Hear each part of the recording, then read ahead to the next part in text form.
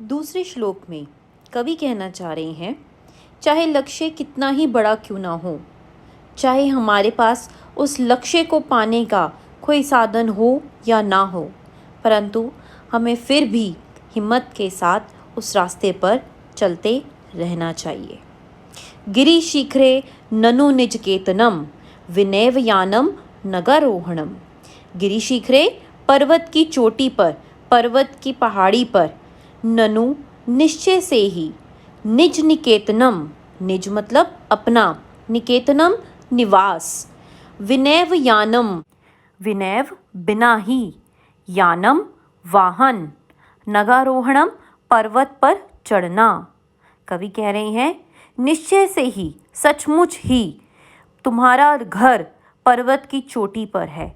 यहाँ पर घर का मतलब लक्ष्य से है कि हमारा लक्ष्य पर्वत की चोटी जितना बड़ा है। विनैव यानम नगारोहणम, और हमें इस लक्ष्य पर बिना वाहन के ही जाना है, अर्थात हमें इस पहाड़ पर बिना सवारी के, बिना किसी वाहन के उस पर चढ़ना है। बलम स्वकीयम भवति साधनम, बलम शक्ति, ताकत, स्वकीयम अपना, साधनम साधन। लेकिन उस पहाड़ी पर चढ़ते समय, उस रास्ते पर चलते समय हमें सिर्फ अपने साधन को ही साथ लेना है, और यहाँ पर हमारा साधन, हमारा बल, हमारी अपनी हिम्मत है। यहाँ पर कोई मदद करने नहीं आएगा, यहाँ पर हमें अपनी हिम्मत के आधार पर ही उस पहाड़ी पर, उस लक्ष्य पर चढ़ना है। सदैव पुरतो निदेहि चरणम, इसलिए सदा ही आगे कदम रखो, सदा ही उस रास्ते पर चलते जाओ।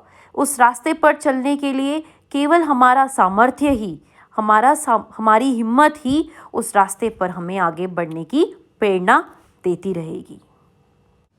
तो बच्चों, आज इन 2 श्लोकों में हमने पढ़ा कि हमारा लक्ष्य चाहे जितना ही बड़ा क्यों ना हो, हमें अपनी हिम्मत के साथ, अपने सामर्थ्य के साथ उस लक्ष्य को पाने के लिए निरंतर आगे बढ़ते रहना चाहिए। आज आपको इन 2 श्लोकों के आधार पर कुछ प्रश्न उत्तर दिए जाएंगे जो आप अपनी संस्कृत उत्तर पुस्तिका में करेंगे।